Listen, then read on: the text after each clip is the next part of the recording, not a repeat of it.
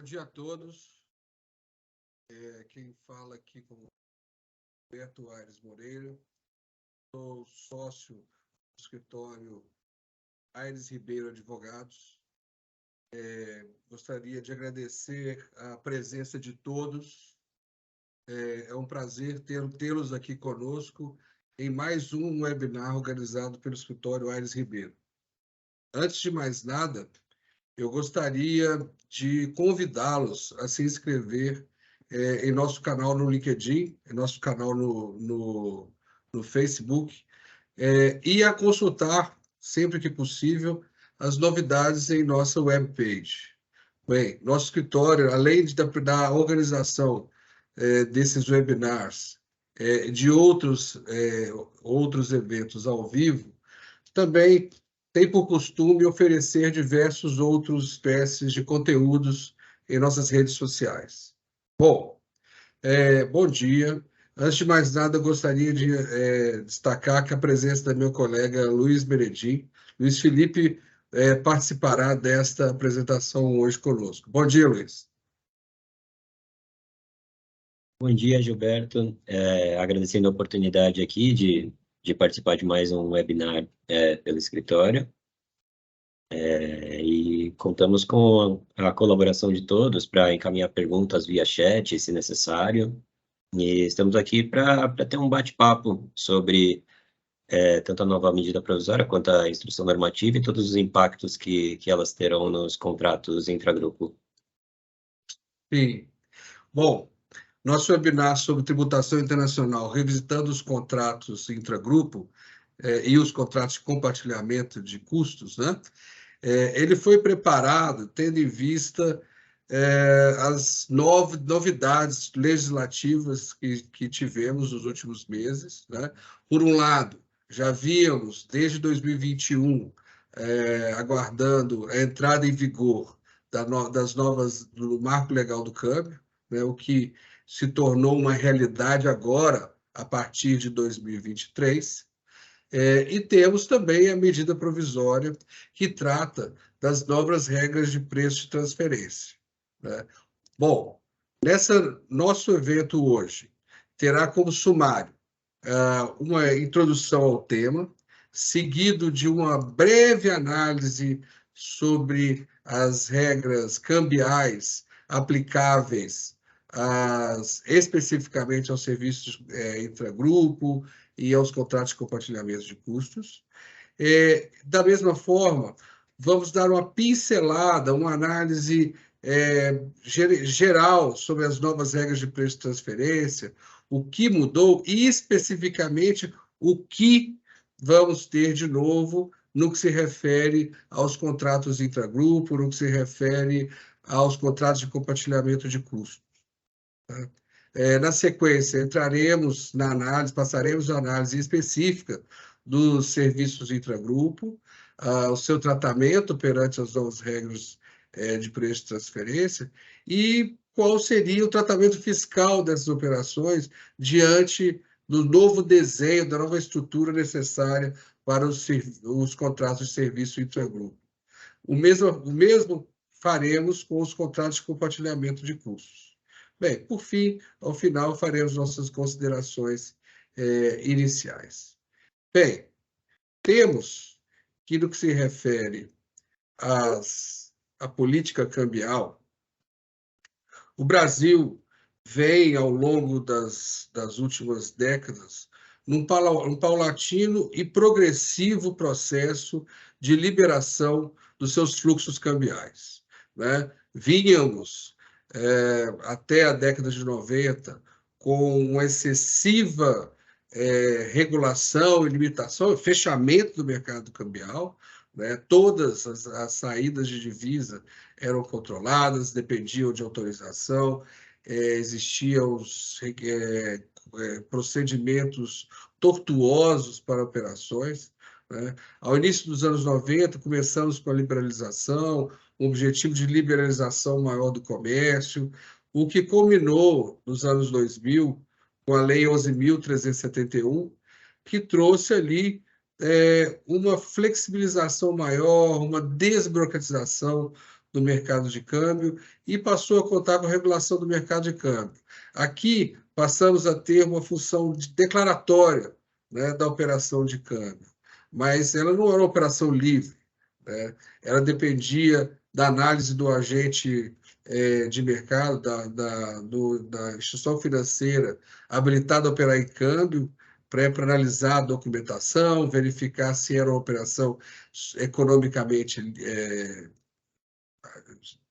razoável, né? E, ao fim, permitir a operação de câmbio sob a classificação definida pelo agente de mercado, né? Mais tarde, agora, com o novo marco cambial, o que temos é, agora sim, um livre fluxo cambial, né? Vamos destacar que, é bom destacar, né, que esta evolução da política cambial ela vai ao encontro das regras estabelecidas pela organização, pela OCDE, que definem, né, e trazem como uma das condições para a possível ascensão do Brasil à CDE, que sejam incorporadas diversas regras, tais como as regras de liberdade de fluxo de capitais.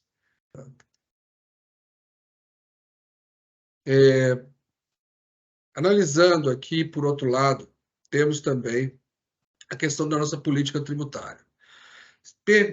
Voltando também à década de 90, o que tínhamos naquele momento era uma legislação tributária focada exclusivamente no imposto de renda e nas operações no Brasil, era muito focada em fonte, né? O que ocorria no país, o que ocorria fora do país não era tributado.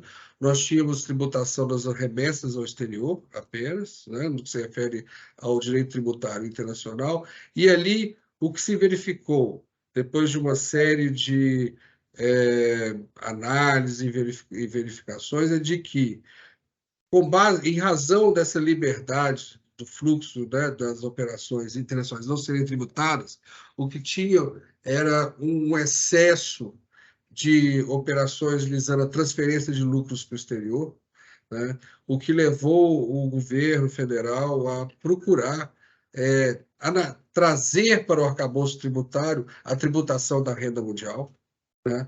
E, em conjunto com a tributação da renda mundial, foram trazidas as regras de preço de transferência, né? Mas não podemos esquecer que, na década de 90 e durante as reformas do imposto de renda trazidas naquela época, tínhamos uma base tributária extremamente perfurada e limitada, né? Ou seja, pouquíssimo da renda das empresas era tributado, o excesso de uso de técnicas de evasão e elisão tributária.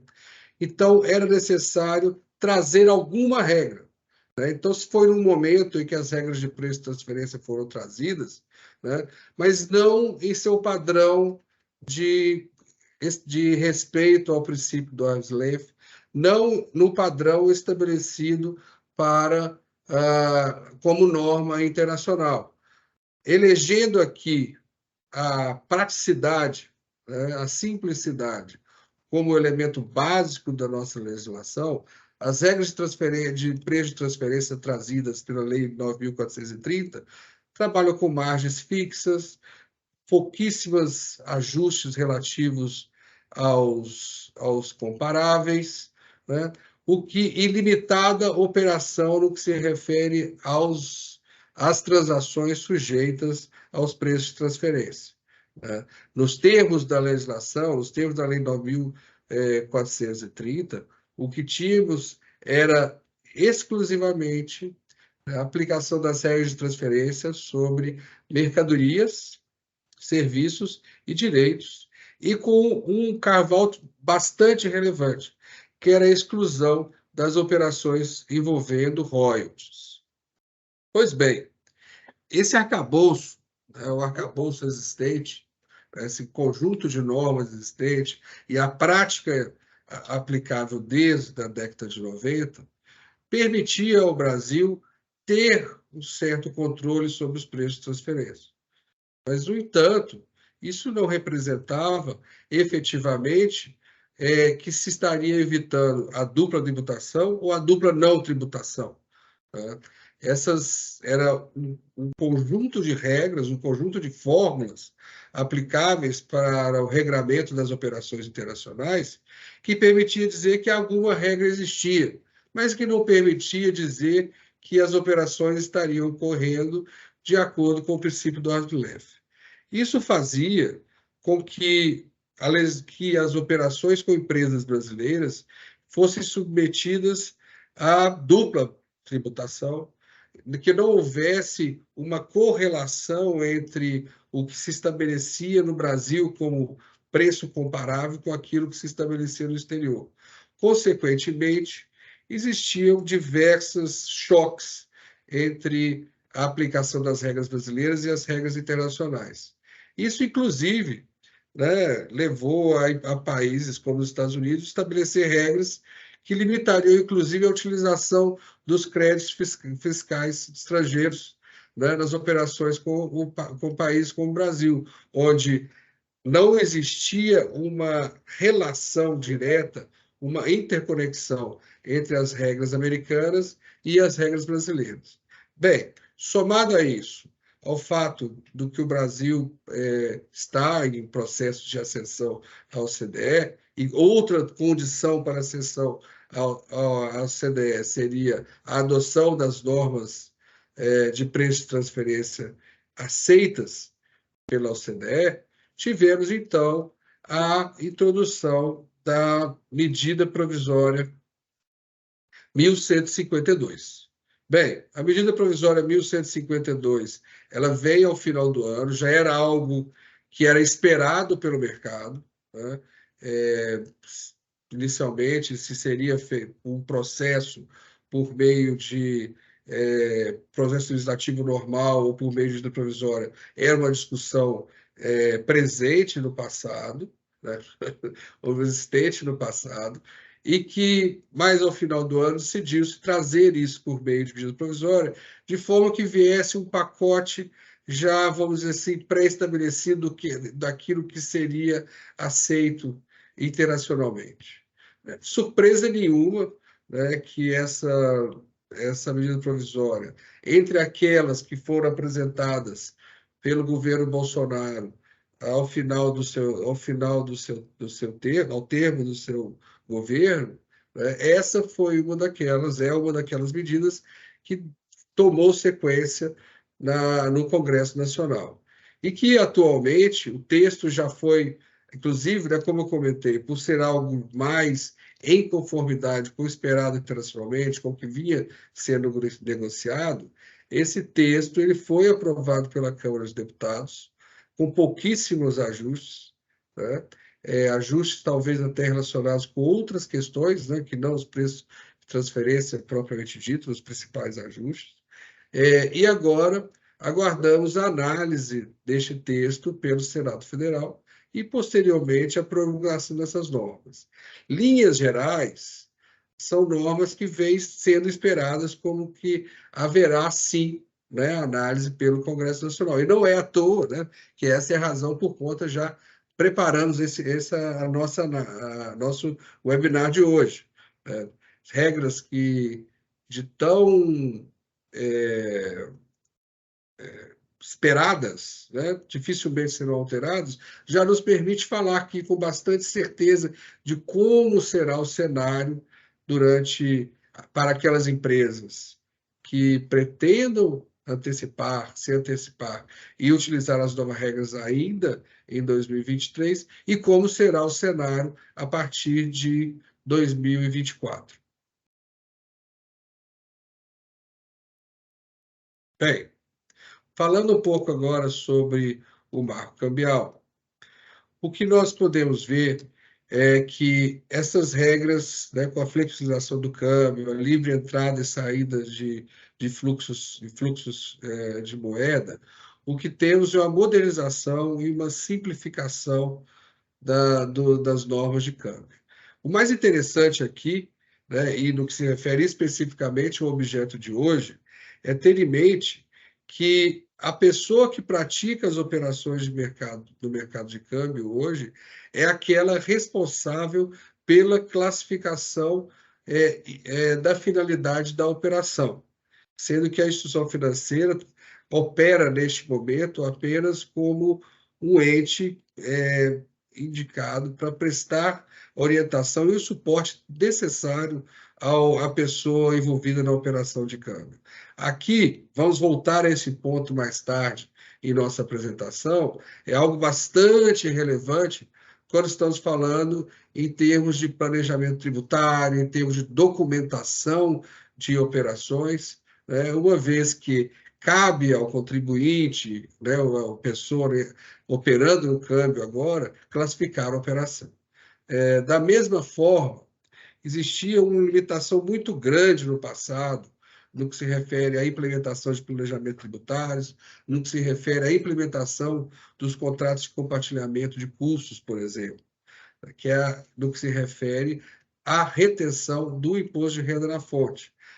Antigamente existia, sim, no regulamento do imposto de renda e nas regulamentações do Banco Central, uma regra que exigia que não autorizava, tá, uma remessa ao exterior, a não ser que fosse comprovado o recolhimento do imposto de renda quando fosse o caso. Isso agora se restringe a exclusivamente operações com lucros, dividendos, juros e royalties, sendo que, no que se refere a todas as demais remessas do exterior, inclusive remessas de rendimento, não haja mais essa limitação à operação do contribuinte, do agente, uma vez que ele próprio, por conta e risco, definirá se haverá ou não a necessidade do recolhimento do imposto, do imposto de renda. Bem, já respondendo uma pergunta que foi apresentada via chat, sim, nós vamos disponibilizar esse material mais tarde. Inclusive, essa apresentação está sendo gravada e ela também ficará à disposição no futuro. Bem, voltando à apresentação, então essas são as considerações, são as poucas sintéticas e necessárias considerações que fazemos sobre o novo marco cambial e suas implicações para os contratos de serviço intergrupo e os contratos de compartilhamento de custos. Partindo agora para a análise das regras de preço de transferência, aqui temos nós separamos e apresentamos as mais importantes regras trazidas, novas normas trazidas para a regulamentação dos preços de transferência, para o controle dos preços de transferência, especialmente no que se refere aos contratos de serviço intergrupo, aos contratos de compartilhamento de custos. Aqui podemos dizer, inclusive, ouso dizer, inclusive, que vivemos há algum tempo uma discussão muito grande sobre reforma tributária, né? Se haveria uma reforma do imposto de renda, se teria alteração da tributação dos dividendos, se passaríamos a substituir o nosso ICMS, nosso ICSS, vários outros tributos pelo IBS. Bem, são discussões ricas, acaloradas. Pode ser que teremos, sim, eu ainda sou bastante positivo e acredito que a reforma é necessária e deve acontecer, mas aqui, pelo menos no que se refere às operações internacionais, ao direito tributário internacional, estamos, sim, diante de uma revolução, não uma revolução, desculpa, mas de uma enorme e consistente reforma. Por que isso? Porque agora, toda e qualquer transação controlada, toda e qualquer relação comercial e financeira de uma empresa brasileira com uma empresa ligada no exterior, e aqui, empresa ligada no exterior, é interessante ver que não mais nos apegamos à definição de parte relacionada muito focada em forma. Aqui, temos, lógico, a apresentação de forma, de discussões de questões de forma, mas aqui focamos em substância. E substância é a palavra mais importante aqui. Também focamos em substância para definir o que seria uma operação comparável. Inclusive, por conta de substância, passamos à aplicação do princípio do arm's length, que seria efetivamente encontrar com base em efetiva busca de condições de mercado e tomando por base uma análise funcional, encontrarmos qual seria um preço comparável possível e aplicável a uma operação. Além disso, como veremos depois, há agora a exigência de produção de documentação que comprove esses comparáveis. Eu destaco isso para dizer por que entendo que aqui estamos diante de uma reforma, de algo muito relevante. Porque se antes era possível fazer o acompanhamento das poucas operações submetidas aos preços de transferência com base numa planilha de Excel, com base na aplicação em margens fixas, agora, diante da necessidade de análise, da análise dos fatos, da operação em si, e efetivamente dessa busca de uma análise funcional da operação, levando em consideração, inclusive, todo o grupo financeiro, a multinacional, então, assim, passamos a uma necessidade de uma ampla busca de um número envolvendo economistas, envolvendo administradores, envolvendo advogados, enfim, uma série de profissionais, envolvendo a geração de uma documentação bastante robusta, né? Porque caso essa documentação não seja criada, caso esses trabalhos não sejam feitos, né, há aqui uma inversão no ônus da prova, né, e a fiscalização poderá trabalhar mais livremente com o que ela entende como sendo a alocação correta do lucro à sociedade, àquela entidade brasileira. Bem, dando sequência à nossa análise, temos então aqui, voltando à discussão sobre a documentação, que agora deverá ser arquivado toda aquela documentação necessária para a comprovação da operação, né? Então, teríamos que documentar as transações, as partes envolvidas, a estrutura e a atividade do grupo multinacional, a alocação global de receita e pagamento de impostos, isso entre outras várias informações. Isso não é novidade para as empresas multinacionais, né? Isso já é uma realidade em uma centena de países.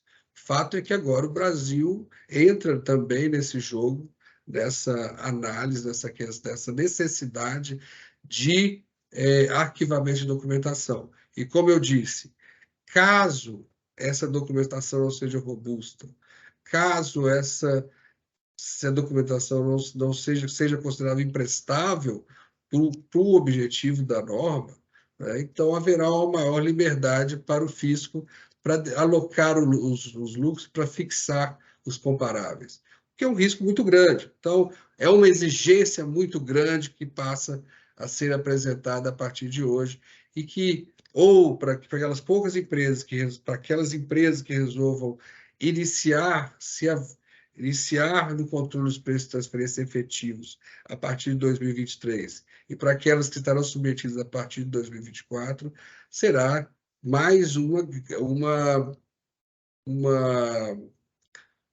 peso considerável em termos de compliance.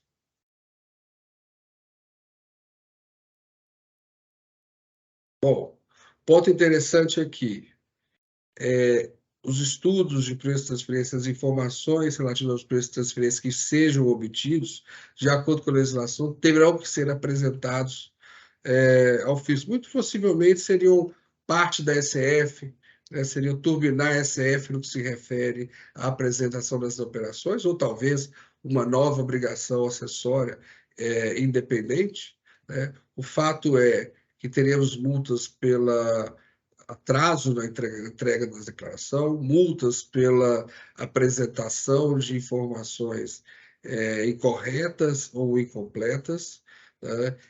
Teremos também multas pela apresentação de informações sem cumprimento dos requisitos de documentação e outros requisitos estabelecidos na lei. Enfim, por outro lado, bastante pesadas as multas exigidas, mas, por outro lado, essas multas já estão limitadas pela lei a 5 milhões de reais.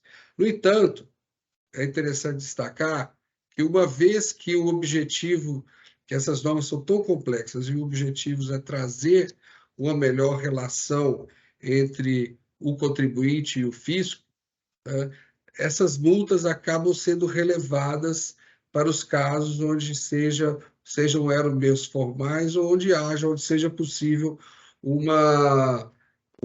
através de uma boa-fé ou através de uma inter-relação entre contribuinte e fisco, se chegar aos números e seria permitida uma retificação dessas informações.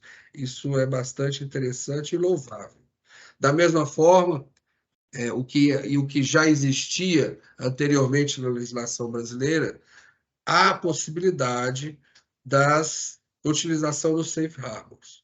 Ou seja, é possível que a regulamentação das regras de preço de transferência tragam-se regras de simplificação no que se refere a de transações que serão apresentadas, reguladas pelas regras de preço de transferência, ou ainda a limitação de documentação necessária para alguns casos. Isso também é bastante interessante e já destaco que isso terá uma aplicação mais tarde em relação aos serviços intergrupo e aos contratos de compartilhamento de custos.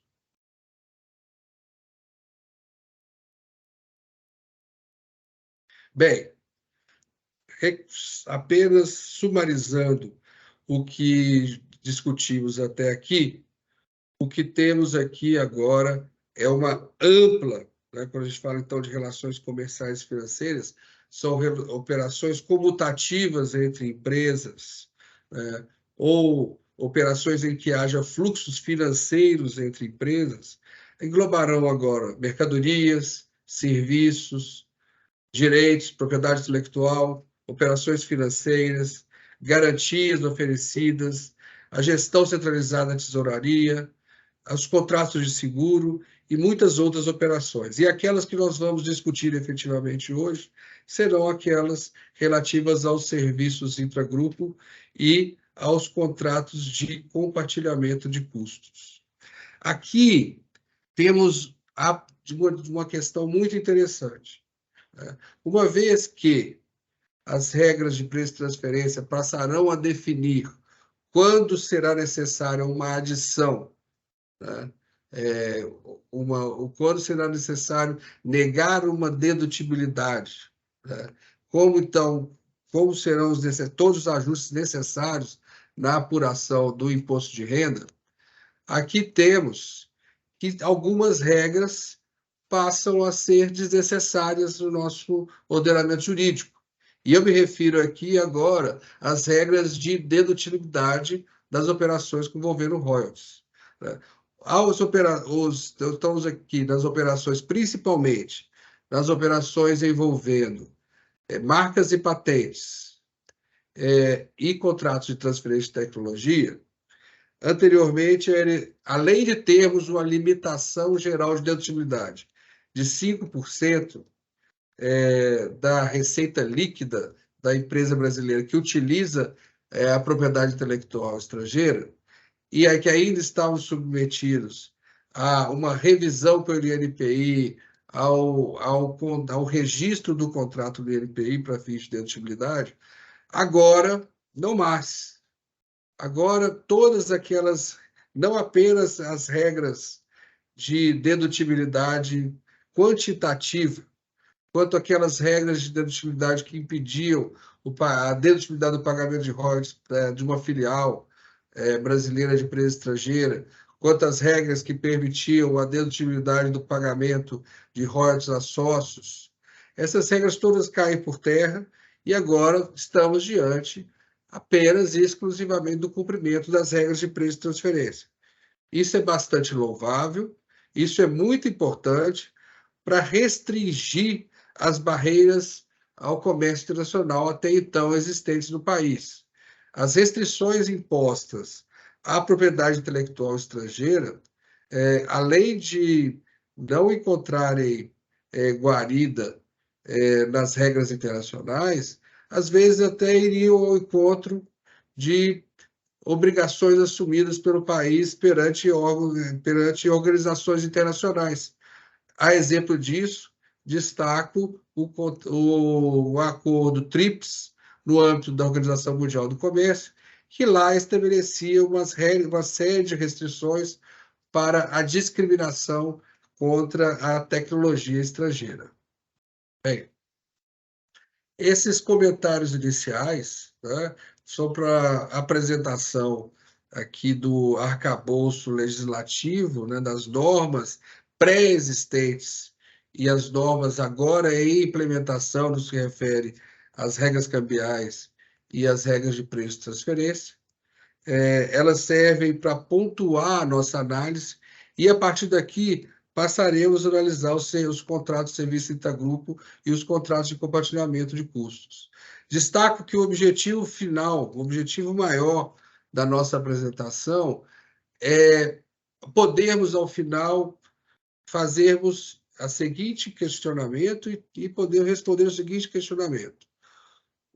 Os contratos de serviço intragrupo, principalmente os contratos de serviços corporativos, eles são amplamente utilizados no âmbito das multinacionais brasileiras. É uma forma de contratação e prestação desses serviços necessários para o grupo bastante relevante e uma ferramenta existente para as empresas nacionais. Por outro lado, também temos a utilização dos contratos de compartilhamento de custos para fornecimento desses serviços dentro de um grupo e também para a geração, para o desenvolvimento de novas propriedades intelectuais, para a geração de novos tangíveis, bens tangíveis ou intangíveis. Existia no passado um embate entre o fisco e o contribuinte em razão da falta de regulamentação legal de como seriam essas operações e quais os seus limites, né? E já existia uma dúvida no passado de como seria a regulamentação dessas espécies contratuais pelas novas regras de preço de transferência e como que isso implicaria mais tarde no tratamento fiscal dessas operações. Então, essas análises até esse momento elas serviram para basear, para nos trazer ali uma base para a discussão que passaremos a ter a partir daqui. Passo a palavra para o meu colega Luiz Felipe, que passará a analisar conosco os serviços de intragrupo.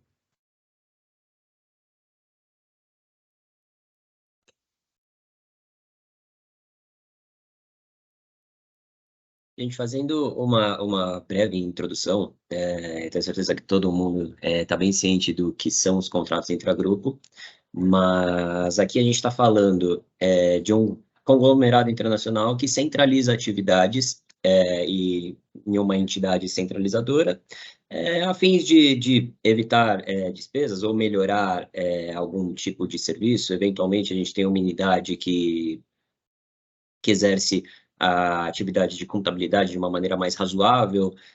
Nesse caso, faz todo sentido a gente concentrar todas as atividades na unidade centralizadora, só que como a gente está falando de um contrato de prestação de serviço intragrupo, a gente está vinculado a uma contrapartida, ou seja, vai ter um pagamento, vai ter um markup, vai ter um preço cobrado pela centralizadora para a execução desses serviços. E sempre teve discussões sobre, mas o que seria a prestação de serviço, quando que eu considero a prestação de serviço. Para isso, a própria MP 1152, quando ela entra, de fato, na categoria de serviço intragrupo, ela esclarece o que seria, de fato, a prestação de serviço categorizada na MP, que seria qualquer atividade desenvolvida que resulte em um benefício para uma ou mais partes.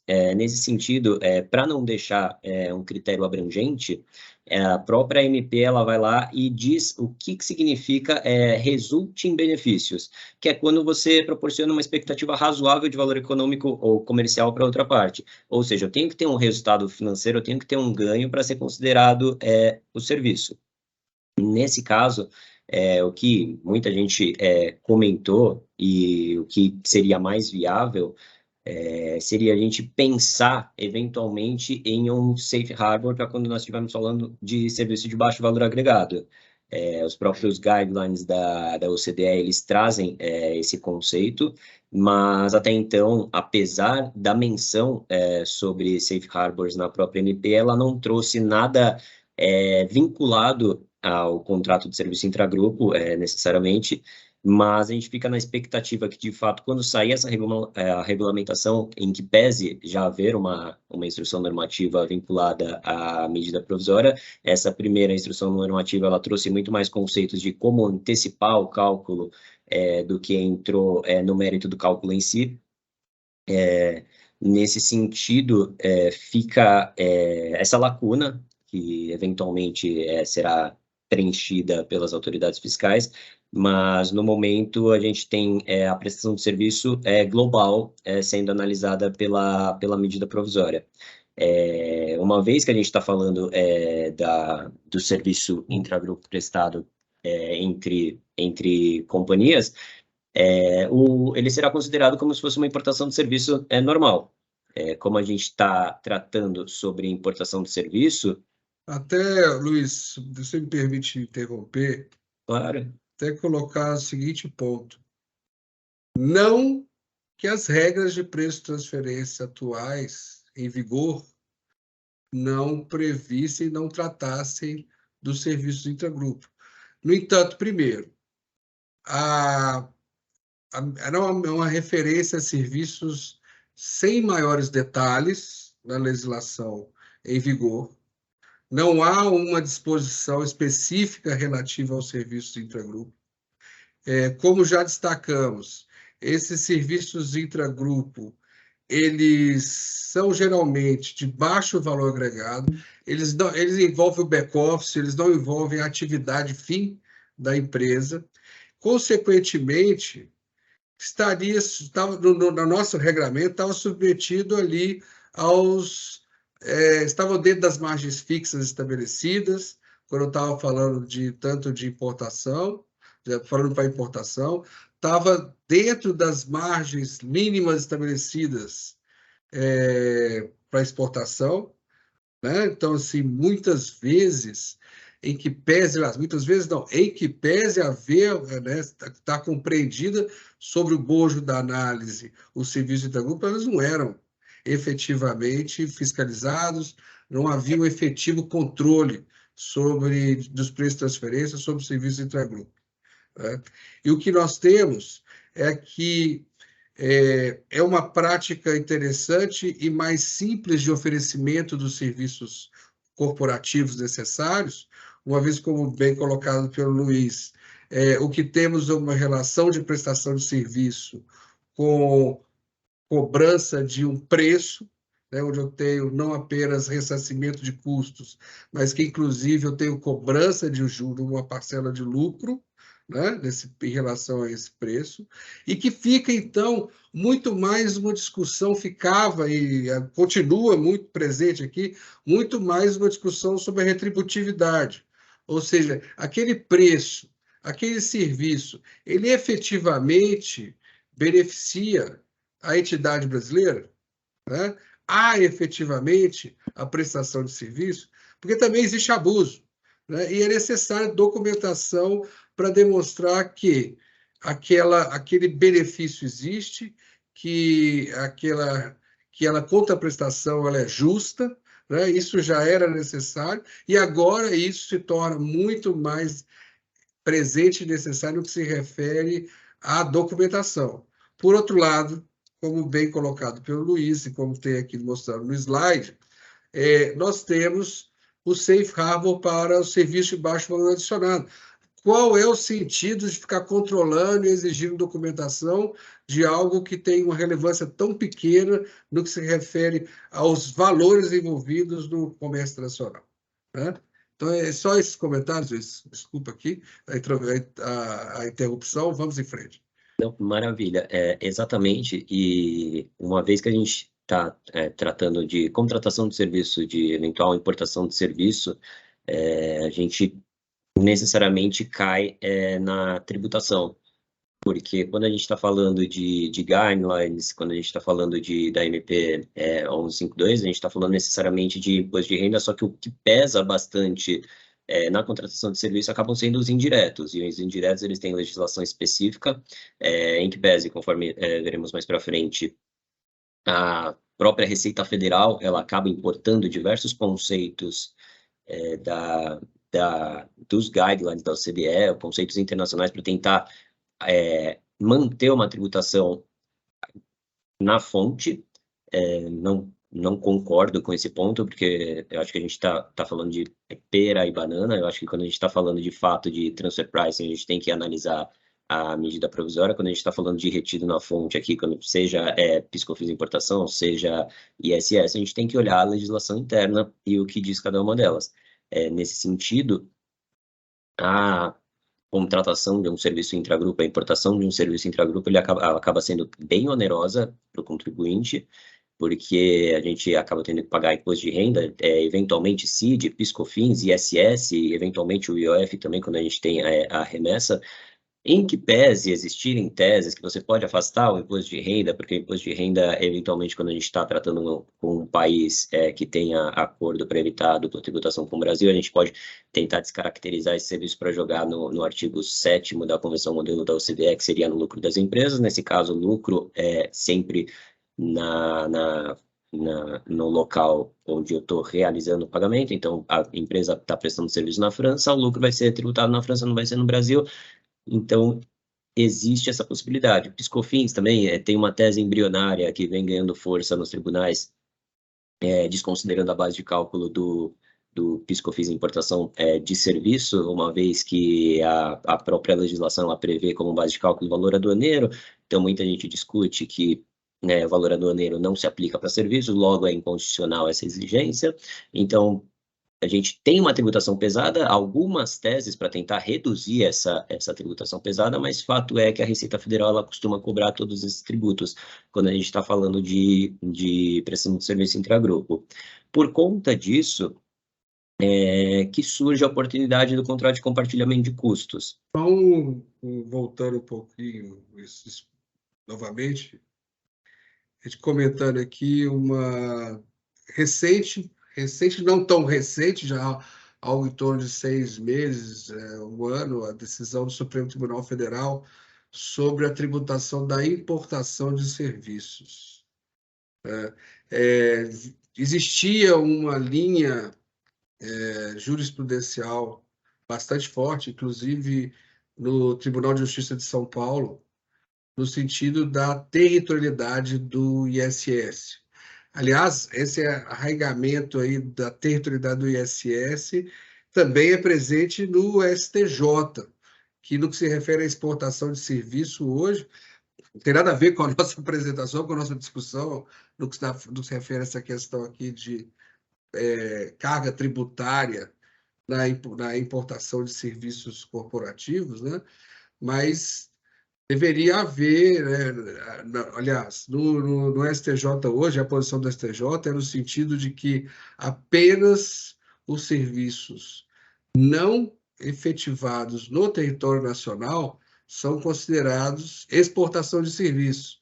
No que se refere aos serviços nos quais a atividade é realizada no território nacional, mas o benefício, o resultado é que é oferido no exterior, o STJ entende que é não é exportação e que tem que ser de ISS. Por outro lado, o STF já trouxe aí uma novidade muito importante, que é a definição de que, mesmo que esse serviço seja prestado no exterior, uma vez que o resultado seja observado, seja auferido no Brasil, nós temos a incidência do ISS. Então, foi só um comentário adicional para fechar aquele nosso slide anterior, e é um comentário bastante relevante que a gente vê que, vez por outra, alguma empresa ou outra não tem ainda internalizado na sua conformidade com a legislação tributária o pagamento do ISS na importação dos serviços corporativos. Tá? Só esse comentário adicional. Perfeito. Daí, quando a gente entra na seara do contrato de compartilhamento de custos, ao contrário do serviço intragrupo, o contrato de compartilhamento de custos, ele não prevê um markup, porque, nesse caso, a gente vai estar reembolsando a despesa para a unidade centralizadora. E esse contrato, ele sempre foi um pouco controverso, uma vez que não tem na previsão na legislação brasileira do contrato de cost sharing agreement, no caso, e por conta disso, a Receita Federal, por meio de diversas soluções de consulta, ela foi construindo um conceito de contrato de compartilhamento de custos e um conceito também de quando eu vou poder tomar essa dedutibilidade, quando vai ser tributado ou quando não vai ser tributado. Tudo começou lá com a solução de consulta 8 de 2012, na qual a própria Receita Federal reconheceu a impossibilidade de cálculo de preço de transferência nesse tipo de acordo. Isso porque a gente está falando de um reembolso de despesa, não tem de fato um serviço prestado. Ela trouxe algumas características, tais como tem que ter um contrato delimitado, dentro de um contrato delimitado a gente não pode prever lucro, a gente não pode prever lucro, logo a gente está compartilhando apenas despesa, porque o contrato de compartilhamento de custo, via de regra, a gente está dividindo a despesa. Porque se a gente for pensar que toda a despesa está na unidade centralizadora, acaba sendo um pouco injusto a unidade centralizadora ela despesar tudo isso dentro da contabilidade dela, ao passo que a empresa que está usufruindo e que está contribuindo para o pagamento dessa despesa, não. Então, a própria Receita Federal, ela reconheceu lá atrás a possibilidade da dedução dessas despesas. Logo após, teve uma solução de divergência em 2013, na qual a Receita Federal, ela reconhece em âmbito nacional que não há incidência de PiscoFins e não há incidência de IRPJ, mas haveria, em contrapartida, a dedução das despesas, o que, a um primeiro momento, parece um pouco incoerente, porque a Receita Federal ela acaba dando um tratamento diferenciado para o mesmo tributo, dependendo se eu estou tratando de um fato interno ou externo. Se eu estou importando o serviço, vai incidir o IR, vai incidir o PiscoFins. No entanto, nacional, a gente tem esse reconhecimento de que, de fato, estamos falando de reembolso e não prestação de serviço. Isso me parece mais uma própria manobra da Receita Federal, porque aqui dentro do país ela consegue ter uma fiscalização um pouco maior e entender se de fato isso se trata de um reembolso, se trata de uma prestação de serviço, ao passo que quando a gente está falando de contratos internacionais de empresas do exterior, fica muito mais difícil haver esse tipo de fiscalização. Esse é o meu ponto, é a minha opinião pessoal do porquê que tem essa diferenciação entre tributação nacional e internacional. Logo na sequência, a Receita Federal, mais uma vez, ela trouxe na solução de consulta número 21 de 2015 a diferenciação entre o contrato de cost sharing e prestação de serviço, falando especificamente que cost sharing, estamos falando de reembolso de despesa, já a prestação de serviço é aquele contrato em tese da prestação de serviço intragrupo que se enquadraria, uma vez que a gente está tratando de markup. Logo na sequência, a gente tem a solução de consulta 43 de 2015, que, ao contrário das outras, ela já traz a possibilidade de incidência de CID e IR-fonte nesse tipo de contrato, ela delimita as características do contrato, nisso ela traz diversos critérios que deverão ser cumpridos pelo contribuinte para que o contrato ele, de fato seja reconhecido como um contrato de rateio de despesas. No entanto, ela dá margem para a incidência do imposto de renda retido na fonte, ao passo que ela continua falando que existe a impossibilidade de cálculo do preço de transferência, porque a gente está falando de reembolso e não prestação de serviço propriamente dita. No entanto, mais uma vez, a Receita Federal ela demonstra uma certa incoerência, porque ao passo que ela fala, não é serviço, não vai ter a possibilidade de cálculo de preço de transferência nessa operação, você vai ter que reter o imposto de renda. Então, acaba sendo bem complexo o pensamento da Receita Federal. E só para finalizar toda essa construção que a própria Receita Federal trouxe sobre o contrato de compartilhamento de custo, a gente tem a própria solução de consulta 276 de 2019, que ela trouxe a necessidade de demonstrar claramente se há benefício mútuo entre a centralizadora e as empresas participantes. Nesse caso, mais uma vez, a Receita Federal ela confunde conceitos e importa diretrizes da OCDE, e especificamente dos guidelines dos transfer pricing, para querer caracterizar ou descaracterizar o contrato de compartilhamento de custos com o objetivo único de cobrar a tributação dos indiretos aqui na fonte no Brasil. Nesse sentido, ela trouxe o conceito de benefício mútuo, que até então ela não havia trazido, e a necessidade de utilização de método indireto de partilha de despesas. Nesse caso, sempre teve essa diferenciação entre a metodologia de apuração, se eu utilizo critérios diretos ou indiretos de rateio. Isso a Receita Federal sempre bateu bastante. E, por fim, tem a solução de consulta de 149 de 2021, em que pese ela tratar de rateio doméstico, ela deixa claro que, quando estamos falando de contrato de compartilhamento de custos, necessariamente estamos falando de reembolso de despesas.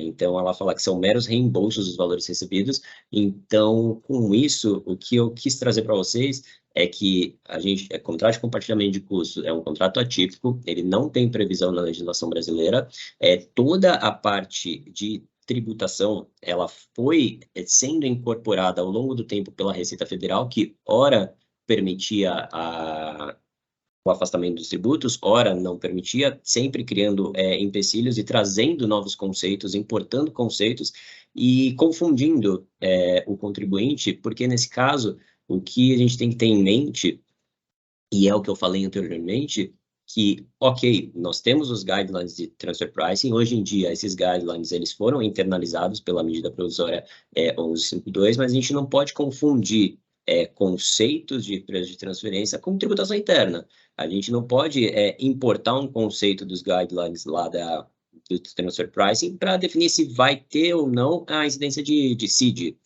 para verificar se vai ter ou não a incidência de PIS/COFINS. Eu acho que a análise ela tem que ser um pouco mais técnica, voltada para a legislação interna, e quando for o caso, de acordo com agora nós temos internalizado na legislação os guidelines pela MP 1152, a gente consegue utilizar como um apoio. Então, analisamos a legislação de retenção de fonte de cada tributo, em conjunto com a MP 1152, que ela introduziu no ordenamento brasileiro os guidelines, de fato. E essa é a tendência, tanto é que a Receita Federal ela já vinha demonstrando que ela utiliza muitos conceitos internacionais. Hoje em dia fica um pouco mais fácil para a Receita, porque agora ela não está mais se socorrendo de conceitos internacionais que não estão internalizados. Com a MP 1152, todos esses conceitos, ou a maioria desses conceitos, eles já foram internalizados.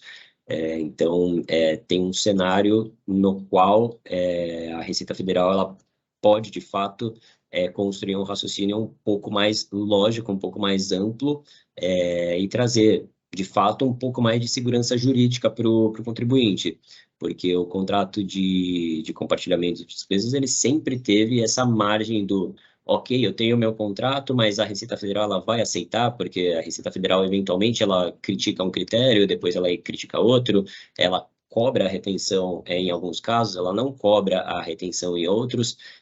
Mais para frente a gente vai ver esse caso, mas num dos casos mais recentes do próprio CARF, que foi o do Arcos Dourados, a gente teve uma análise um pouco mais focada em legislação interna, de novo, em que pese a MP 1152 ela tem internalizado algumas regras dos guidelines da OCDE, mas ele foi diretamente focado na legislação. IR-fonte. Qual que é a legislação do IR-fonte? Os conselheiros analisaram a legislação e definiram se de fato existe ou não. E hoje em dia a gente tem um incremento da própria MP para fazer uma análise um pouco mais direta de todo esse contexto e verificar se haverá a necessidade ou não da tributação dos indiretos, se será reconhecido como um mero reembolso, sendo mero reembolso. Eu não posso falar em piscofins de importação, não posso falar em CID, não posso falar em IR-fonte, ou se de fato será considerado um serviço, e sendo serviço, ele vai ser majorado por todos os indiretos que acompanham esse tipo de contratação. Voltando um pouco, Luiz, poderia falar um pouco sobre os contratos de compartilhamento de custos para fins de criação, geração de tangíveis e intangíveis? Isso, o contrato de compartilhamento de custos, ele entra nesse novo slide que eu alterei para vocês. Nesse contrato, o que é bom lembrar que ele foi internalizado também pela MP 1152 e, via de regra, é o que interessa para a OCDE. Por que eu digo que é o que interessa para a OCDE? Porque, nesse caso, nós estamos falando de um hub de empresas que elas se unem com a intenção de desenvolver um novo intangível, uma nova tecnologia, e que, de fato, irá beneficiar todas as partes. Nesse sentido, nós estamos falando de um contrato muito mais rentável, que, via de regra, mexe com uma quantia financeira muito maior do que um mero reembolso. Então, a gente tem que levar em consideração que tanto a OCDE quanto o projeto BEPS, ele está em busca de tributar o que não vem sendo tributado nesses planejamentos tributários internacionais que, via de regra, constituem uma empresa em um país com tributação favorecida, dá a licença dos royalties para esse país e, eventualmente, tem essa manipulação. Eu pago royalties para lá, então, nesse caso, eu acabo me beneficiando, eventualmente, até de uma falha em algum tratado, e eu acabo reduzindo a minha base tributária por conta disso.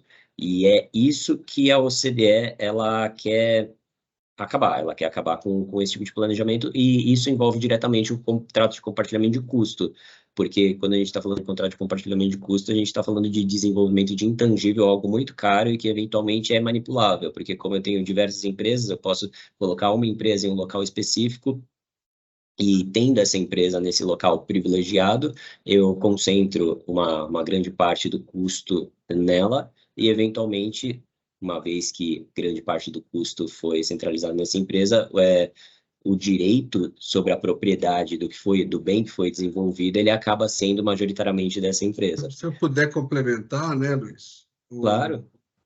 O objetivo aqui, e aí agora, o objetivo é a geração, ao invés, como você comentou, de ter numa empresa centralizando o desenvolvimento e pesquisa, e depois da geração das patentes, geração das tecnologias, esta empresa licenciar essa tecnologia para as outras empresas do grupo, o que traria problemas relacionados à fixação do comparável para se fixar os preços de transferência sobre os royalties que vão ser pagos, né? Que teríamos aqui a discussão em relação à retenção do imposto de renda de fonte sobre a remessa dos royalties, né? Com o objetivo de limitar esse tipo de problema. E, por outro lado, também, com o objetivo de dividir entre todas as empresas do grupo todos os custos e os riscos relacionados, né? Então, nós temos o contrato de compartilhamento de custos, que pode, inclusive, envolver o centro de pesquisa específico de um dado país. Então, eu posso ter um grupo que elegeu o centro de pesquisa A para poder dar vazão nesses projetos de pesquisa e desenvolvimento, só que desde o momento zero, todas as empresas ligadas, beneficiadas, vão estar contribuindo para a formação daquele ativo, né? E a preocupação aqui, quando estamos falando das contribuições, este valor da contribuição, ele é suficiente para fazer face aos benefícios e aos riscos que serão, né, que estão sendo observados. Esse é um contrato que já em algumas soluções de consulta, a Receita Federal já tentou se pronunciar sobre. Infelizmente, a crítica que nós fazemos é que nunca devidamente, e para não dizer sempre, na maioria das vezes, utilizando conceitos equivocados dos guidelines da OCDE, e é algo que não é legislação brasileira. Bem, isso mudou, né? O ponto nosso aqui agora é que isso mudou. A partir da MP, né, e a partir das novas regras de preço de transferência, que, uma vez transformado em lei, vão ter que ser exigência necessária a partir do próximo ano, o que nós temos, vou assumir aqui o controle da apresentação, Luiz, o que nós temos agora é que existe nas regras de preço de transferência brasileiras, né, regidas pela medida provisória, o contrato de compartilhamento de custos. No primeiro ponto, na primeira discussão, existiu até a seguinte questionamento: esse contrato de compartilhamento de custos previsto na medida provisória, ele engloba o Cost Sharing Agreement? Né? No nosso entendimento, sim. Ele engloba o Cost Sharing Agreement. Inclusive, há uma referência a referência a isso está no próprio artigo 26 da medida provisória, que trata dos contratos de compartilhamento de custos, e que no parágrafo 1º, inciso 1, faz referência aos contratos de serviço intragrupo, como sendo da onde vamos puxar a referência para os serviços compartilhados via CSA, no contrato nas disposições de contrato de compartilhamento de custos. E lá, inclusive, no parágrafo 4º do artigo 25 da medida provisória, até tem um dispositivo bastante interessante sobre a não inclusão de margem de lucro quando utilizando aqui o método de custo mais lucro, né? Nós não vamos entrar na questão dos métodos hoje, mas quando eu tenho que a composição não comparável partindo do custo mais a margem de lucro, né? Então, parto dos custos, nós temos que há um dispositivo dizendo para não incluir a margem de lucro sobre custos ou meros repasse, né? E daqui puxamos um gancho para os contratos de complemento de custo cost sharing, né? Então, assim, é possível, sim, tratar como contrato de compartilhamento de custos o CSA, né? Há previsão no artigo 28 da medida provisória, e ele, inclusive, ele trata, que esse artigo 28 trata, vou ler aqui textualmente, duas ou mais partes relacionadas acordam em repartir as contribuições e os riscos relativos à aquisição, à produção ou ao desenvolvimento conjunto de serviços intangíveis ou ativos tangíveis, com base na proporção dos benefícios que cada um espera. Então, seria, sim, a possibilidade de utilização do CSA, do contrato de compartilhamento, né, de rateio de despesas, compartilhamento de custos para fins de prestação de serviço, ou os contratos de contribuição de custo para a geração de novos tangíveis ou intangíveis. Bastante interessante essa disposição, né? E aqui o interessante é que buscamos um comparável no que se refere não a uma remuneração, mas a um valor a ser pago a título de contribuição, né? Nos lembra muito as discussões existentes aqui no Brasil sobre as regras de rateio, quando estamos falando dos contratos de compartilhamento de custos, né? O que é uma regra de rateio? É simplesmente uma regra que estabelece as contribuições versus os benefícios oferidos, né? E a CRI traz, a legislação, ela traz uma série de disposições específicas de como chegar, né, no que seria considerado como proporcional, do que seria considerável em termos de contribuição, né? Serão proporcionais ao benefício total esperado, avaliado mediante a estimativa de incremento de receita, de redução de custo ou outros benefícios, né?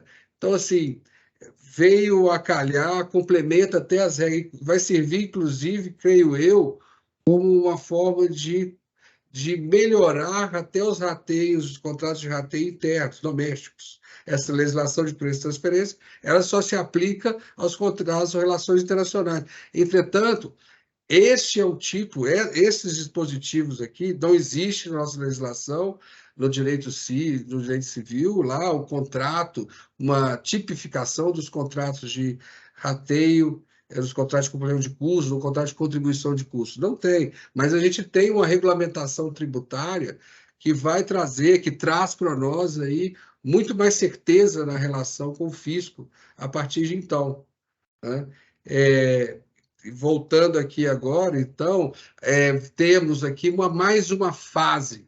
Podemos deixar até de lado, podemos dizer que podemos até deixar de lado as soluções de consulta da Receita Federal como sendo os nossos nortes para fixação dos contratos de rateio, os contratos de compartilhamento de custos, né? Agora a gente já temos aqui uma legislação específica, um regramento específico, né? E como você bem colocou, como o Luiz bem colocou, nós não estamos aqui, como estamos diante de um contrato de compartilhamento, não estamos diante efetivamente de um contrato de licenciamento de tecnologia, porque aqui estamos compartilhando custos e riscos para a geração daquele intangível que mais tarde vai ser aproveitado por todos como coproprietários de um ativo, né? Isso é muito interessante falar. E, por outro lado, não estamos diante de prestação de serviço propriamente dito, porque que pese todas essas referências da legislação aqui de controle a serviços intragrupo, a serviços, regramento de serviços, de acordo com as regras de preço de transferência, não estamos diante efetivamente de um contrato de prestação de serviço. Aqui, né, diferente lá naquele momento do serviço intergrupo, no compartilhamento de custos, não há uma pessoa prestando serviço mediante conta prestação para receber os seus custos e a margem de lucro agregado naquela operação, né? O risco não fica por conta do prestador de serviço. Aqui o risco é compartilhado. Aqui o risco está com todos as partes envolvidas, né? Os custos são partilhados com todas as partes envolvidas. Não há efetivamente prestação de serviço. Sendo assim, eu acho que seria interessante a gente analisar e será necessário, né, a partir de hoje, né, a partir de quando da regulamentação e a implementação das novas regras de preço de transferência, o que temos que, ao contrário do que acontecia com as atuais e vigentes regras de preço de transferência, em que os contratos de compartilhamento, os contratos de rateio não eram abrangidos pela norma, porque antigamente só tinha a aplicação sobre operações com mercadorias, serviços e direitos. Se eu estou gerando um direito, não se aplica preço de transferência. Se eu estou compartilhando custos e não prestando serviço, não se aplica a regras de preço de transferência. No entanto, agora se aplicam as regras, né, as novas regras. E com essas novas regras e que exigem uma preparação de documentação muito mais sólida, a não ser que venha também o safe harbor aplicável aos contratos de compartilhamento, né? O que nós teremos é a necessidade de documentação. E aí, aquela necessidade do contrato, do contrato escrito, da definição das regras de rateio, agora denominadas, né, de contribuição por benefícios, isso tudo vai ter que estar devidamente apresentado desde sempre para o fisco, né? Isso é uma questão muito interessante. E aqui a gente fez uma observação final ali relativa a contrato de câmbio, porque agora, e aí fazendo o link com as novas regras cambiais, a cobra fica nas mãos do contribuinte ou pessoa envolvida na operação de câmbio, né, a obrigação de classificar a operação. Então, essa operação vai ser classificada da forma que melhor aprove, lógico, dentro da realidade de substância. Eu não estou sugerindo utilizar códigos inaplicáveis, mas dentro do que seria viável, agora quem define o código e quem caracteriza a operação é o contribuinte, é o sujeito do contrato de compartilhamento de custos. Então, a documentação agora é muito mais robusta e muito mais sob o controle do contribuinte.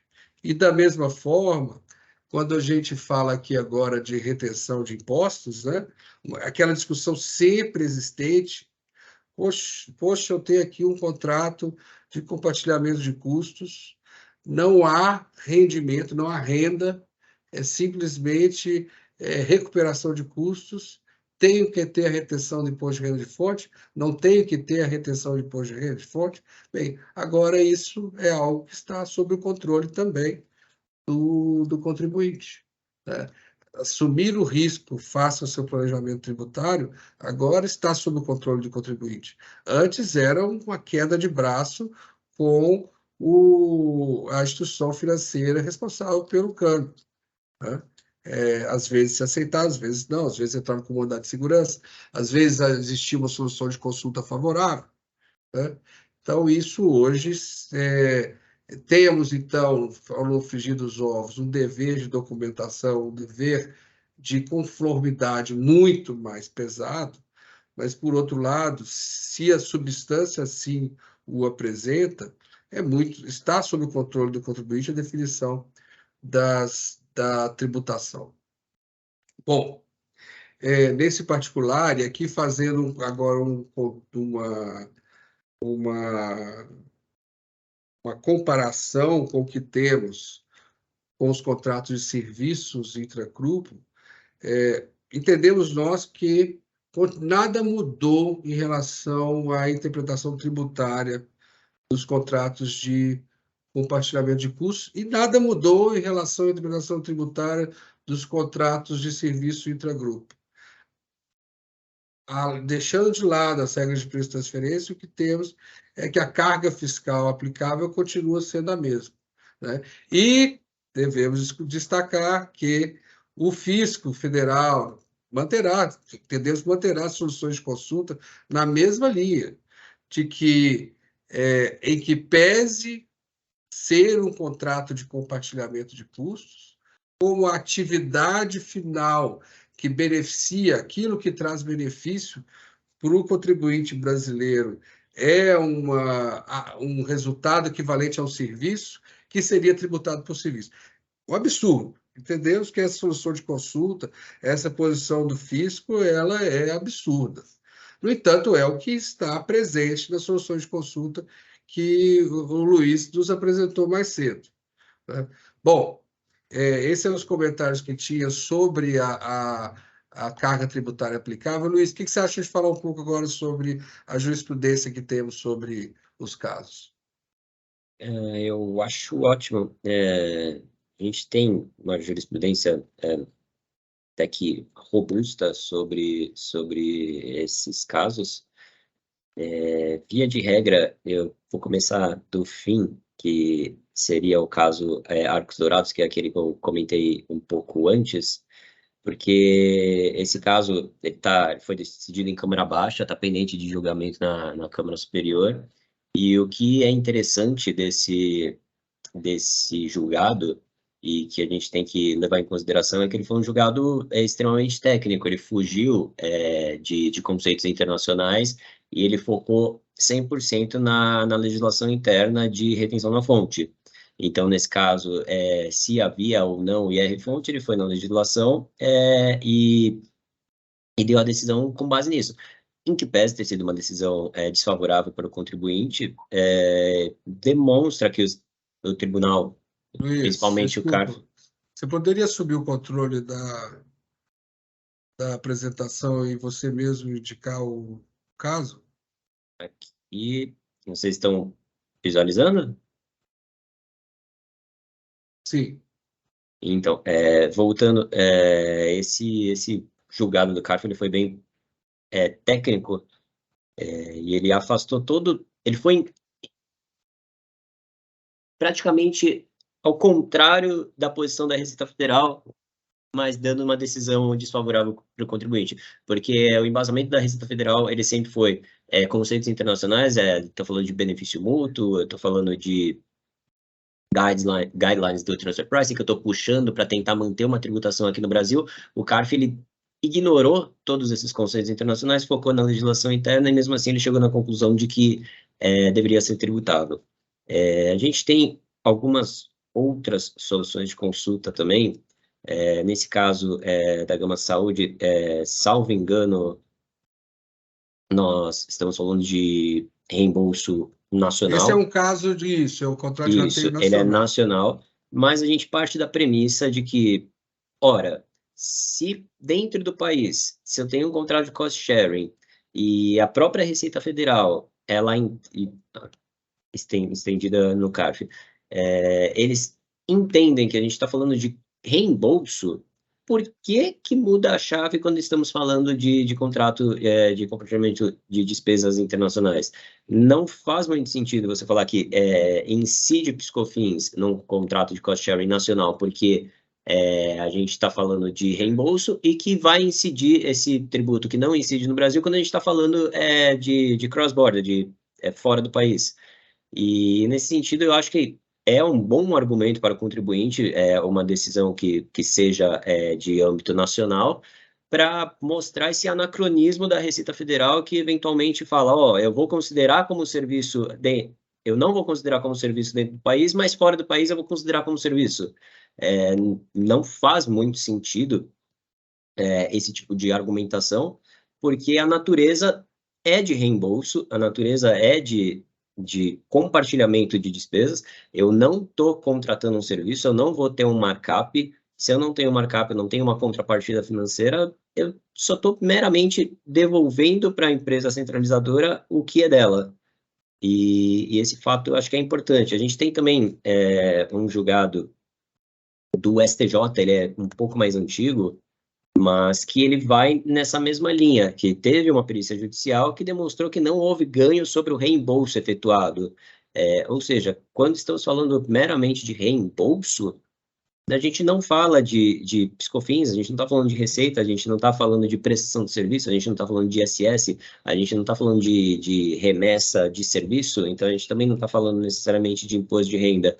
Então, com base nesse tipo de jurisprudência, a gente tem que fazer uma análise bem criteriosa quanto ao que será considerado daqui para frente como reembolso, principalmente com base na MP 1152, que de fato trouxe os conceitos de contribuição para o custo, trouxe o conceito de serviço intragrupo, como o Gilberto bem mencionou, tem a menção na própria MP de eventualmente serem disponibilizados e regulamentados alguns safe harbors que nós acreditamos que serão especificamente para serviços de baixo valor agregado, e nesse cenário nós temos que entender que, de fato, não muda o conceito de que, se eu estou realizando um reembolso, eu não estou prestando um serviço. Se eu não estou prestando um serviço, todos os tributos indiretos atraídos por essa prestação de serviço, eles são afastados. E, na minha opinião, não importa muito se a MP ela internalizou os conceitos internacionais ou não, porque nós temos legislação interna específica para cada um desses tributos. E se de fato o fato gerador deles for ativado, vai ter retenção. Se não for, não vai ter retenção. A caminho dando conclusão aqui, infelizmente o que a gente tem, não se sabe, não posso dizer se por má fé ou se por falta de detida análise dos casos, que nós temos um atabalhoamento e muitas vezes uma análise equivocada dos princípios e do que está sendo efetivamente discutido. Nesse particular aqui, eu só pegar um gancho aqui e falar de uma recente solução de consulta da Receita Federal sobre aplicação das regras de presumido sobre a prestação, sobre o licenciamento de software. Também tivemos outra solução de consulta sobre operação de remessa sobre o assunto. Se vocês lembrarem, se nós lembrarmos a decisão do Supremo Tribunal Federal do último ano sobre a constitucionalidade da tributação do software pelo ISS, o que nós vimos ali foi que o Supremo Tribunal Federal entendeu constitucional que a Lei Complementar 116 definisse como serviço tributável pelo ISS o licenciamento de software. Mas para daí partirmos para a conclusão de que licenciamento de software é prestação de serviço, isso é algo que não dá para entender como é feito. Né? Não tem como. É cessão de direito, licenciamento de cessão de direito. É outro instituto jurídico. Não tem como chamar isso de prestação de serviço.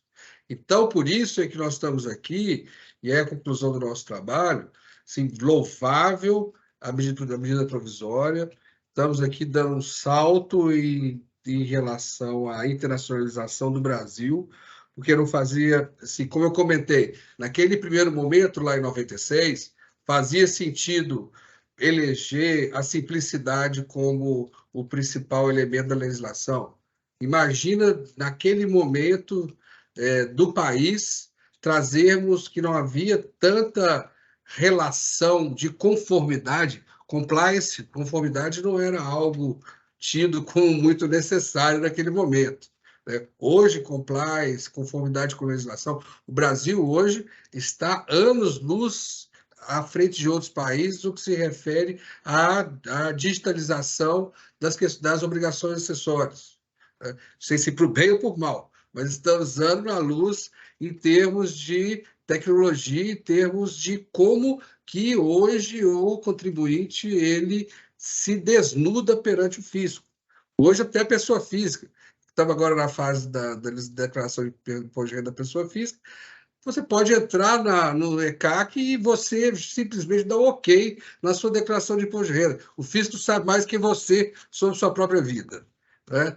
Brincando, mas falando um pouco sobre isso, hoje o que se apresenta em termos de declaração do sistema, informações do sistema SPED, é algo fora do normal. Hoje há, então, essa relação de obrigação à conformidade. Né? Então, hoje há uma possibilidade de seguir em frente em relação a preço de transferência. E, por outro lado, o Brasil estava tendo muitos problemas por manter-se com as suas jabuticabas. Precisávamos, sim, de uma modernização das regras de preços. Precisamos, elas têm que ser aprovadas pelo Congresso. Mas, por outro lado, nada muda no que se refere à caracterização das operações relativas aos contratos de compartilhamento de custos. Né? Continua sendo um mero contrato de rateio, um mero contrato de cooperação entre empresas. Né? Então, essa, ao final, é a conclusão que chegamos. Fizemos um evento, preparamos um evento sobre esses contratos no ano passado e discutimos muito como ficaríamos agora. Seria necessário ter uma margem de lucro para todos os contratos? Nosso entendimento é que não, que em relação aos contratos de prestação de serviço intragrupo, sim, é necessário uma margem de lucro. Mas em relação aos contratos de compartilhamento de custos, a relação é outra.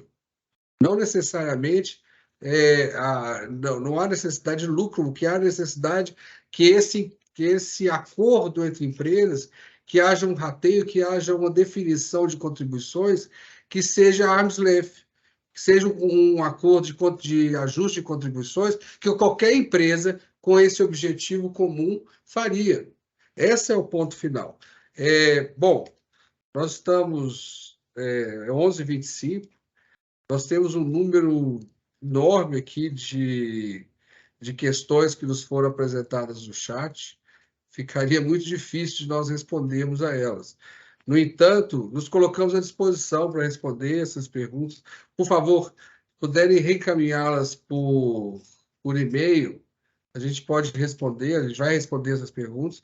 Destaco que o material que foi preparado, tanto essa apresentação quanto a apresentação que eu digo aqui, tanto esse webinar, quanto a apresentação PowerPoint que nós estamos utilizando como base, será disponibilizada a vocês, e contamos com vocês no próximo evento. Continuaremos com esses debates sobre as novas regras de preço de transferência. É algo muito relevante e continuaremos com esses debates estamos aqui dedos cruzados esperando aí a aprovação pelo Congresso para que a gente possa dar mais esse passo aí em termos de evolução enquanto nação, enquanto país parte de um cenário internacional. Bem? Bom dia a todos. Muito obrigado mais uma vez pela audiência e nos vemos em breve. Um abraço. Obrigado, gente. Um abraço. Tchau, tchau.